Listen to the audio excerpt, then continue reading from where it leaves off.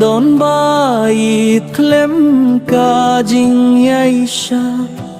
let ka jing git ka ba shi sha bala watla nga song hala ing trep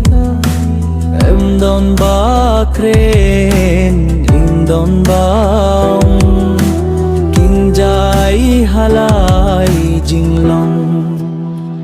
Kynjai halai ngi me Kynjai halai skumi me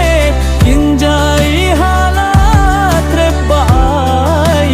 me Kynjai halai ngi me Kynjai halai skumi me Kynjai hala trep bai me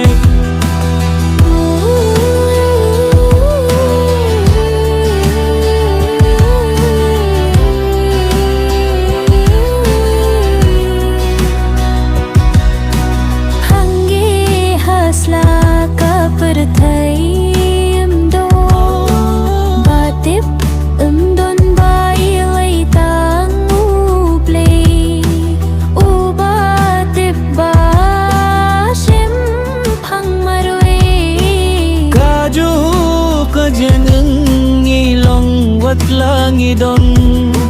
Ngims gu sarong ha jingit markelangi day banlong Kynjai